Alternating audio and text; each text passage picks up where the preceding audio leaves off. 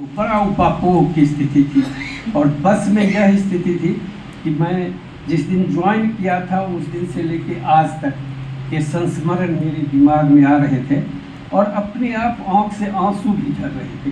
बस में मैं अकेला चुपचाप आ रहा था कि आज कॉलेज अंतिम दिन जा रहे हैं।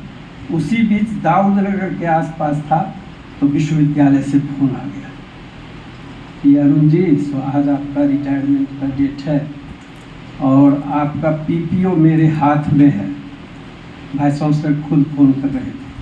संजोग से जो वाइस चांसलर है मेरे मित्र भी हैं, तो मैं चाहता हूं कि अपने हाथ से आपको दूं, आप आ जाइए। मैं लेने तो जा रहा था लेकिन मेरे मन में भी कई सवाल उठ रहे थे कि यह अरुण कुमार के साथ तो हो रहा है, क्या सभी शिक्षकों के साथ ऐसा होता है विश्वविद्यालय में? उस सिस्टम पर मेरा मन ही सवाल कर रहा था। और जब मैं वाइस चांसलर और रजिस्ट्रार से मिला और वह ले लिया तो मैंने उनको कान में कहा कि अगर यह परंपरा आप आम शिक्षकों के लिए, आम कर्मचारियों के लिए जारी रखें तो शायद मुझे ज़्यादा खुशी होगी। इसलिए इस सिस्टम पर उंगली हमेशा उठाने की आदत रही है हमारी। बहुत लोग इसको विरोध समझते हैं, मैं इसको अपना अधिकार समझता रहा। मैं किसी का अपमान नहीं करता। मैं प्रिंसिपल से बात करते वक्त या वाइस चांसलर से बात करते वक्त अपने शब्दों का संतुलन रखता हूँ।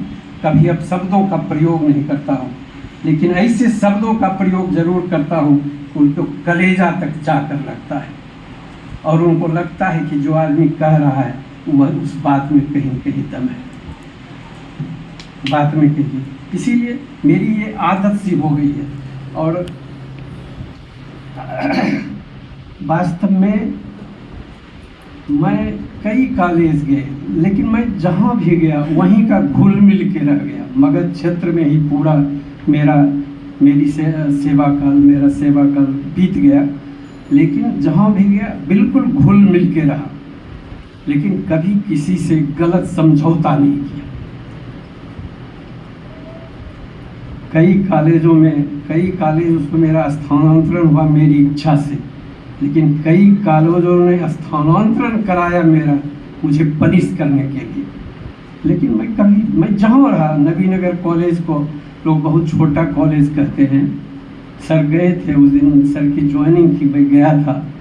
नबीनगर में जितनी आत्मीयता मुझे मिलती रही है, कहीं न कहीं कुछ अच्छा किए होंगे तभी तो आज भी लोग याद रखते हैं।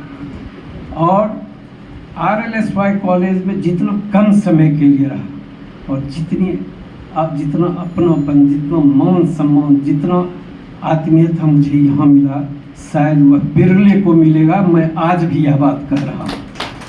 मैं जा रहा हूँ, मैं जब भी बुलाएंगे आप मैं आऊँगा, लेकिन यह सम्मान पाने के पहले आदमी को बहुत सेक्रीफाइस करना पड़ता है। बहुत लोगों के तौर तरीके का, बहुत लोगों के इच्छाओं का, बहुत लोगों के मनोभावनाओं का कद्र करना होता है और तब शायद वह सम्मान प्राप्त होता है।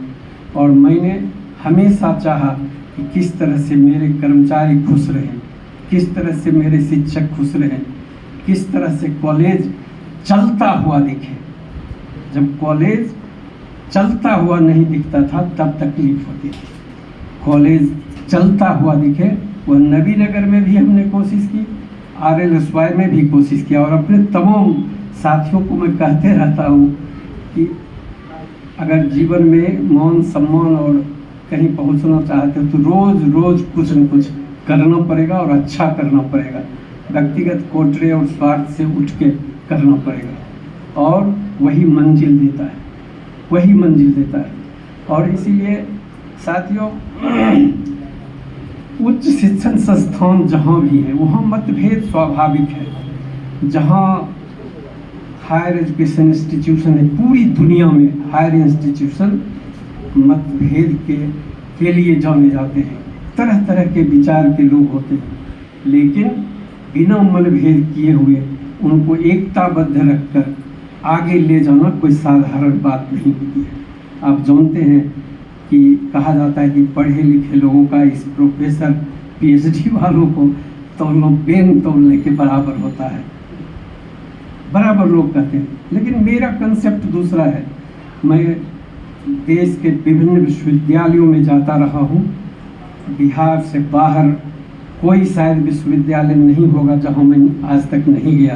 पिछले 12 सालों में मैं पूरे देश की यात्रा में लगा हुआ हूँ, केवल शिक्षक संगठनों को एकताबद्ध रखने के लिए, जगाने के लिए, आगे ले जाने के लिए। और यह शिक्षा नीति जो आई है, जो मकर जाल बुना गया है, जो 4 ईयर डिग्री सिस्टम हो या पीजी कोर्स हो, ये हो, आप शिक्षकों से पूछिए ठीक से लोगों को सिलेबस कैसे, परीक्षा हो, केवल परीक्षाएं हो रही हैं, रिजल्ट निकालने का एक्सरसाइज चल रहा है, पढ़ाई तो कहीं नहीं होती। हम लोग उस दौर में आए थे। मैं साइंस कॉलेज का विद्यार्थी रहा हूँ। मुझे कभी इच्छा नहीं थी संगठन में आने का, लेकिन संगठन से जुड़ते जुड़ते जुड़ते ऐसे लोगों का संपर्क हो गया जिन्होंने प्रेरित कर दिया कि यह लड़का है जो लिख सकता है, बोल सकता है, कर सकता है। और धीरे धीरे मुझे कि जमीन से लेके आसमान तक आज मुझे गर्व होता है कि शायद ही इस देश के अंदर कोई इंस्टीट्यूशन होगा जो मेरा नाम कम से कम नहीं जानता हो। चेहरा से पहचाने या न पहचाने, नाम से जरूर पहचानता है। और इसीलिए कहीं न कहीं करने का फल मिलता है। आप करेंगे तो लोग याद करेंगे। और यह सभा और यह समारोह वह साबित कर रहा है कि छोटा समारोह होते हुए कितना महत्वपूर्ण है, कितना मायने रखता है यह समारोह हमारे लिए और आपके लिए। शायद एक मैसेज भी देगा निश्चित रूप से कि आगे आने वाले दिनों में जब तुम दूसरे को सम्मान करोगे, तुमको भी सम्मान मिलेगा। मैं संघ संगठन का आदमी हूँ और मैंने सिन्हा कॉलेज के कई शिक्षकों को आज बुलाया था कि वाइस चांसलर आएंगे तो मैं आपके इशू पर बात करूँगा।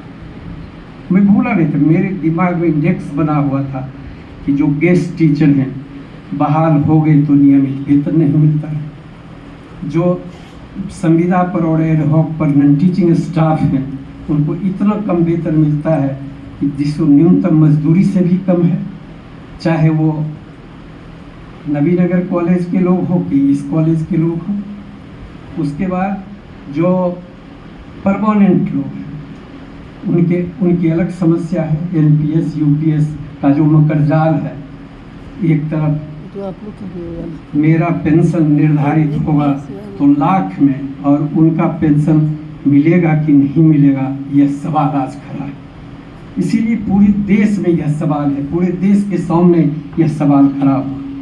हम कभी कभी दुखी होते हैं जब कोई कहता है कि ये गेस्ट टीचर हैं, ये संविदा के लोग हैं, ये हम परमानेंट हैं, तो हम बीपीएससी वाले हैं, जब यूजीसी वाले हैं तो हम यूनिवर्सिटी सर्विस कमीशन वाले हैं।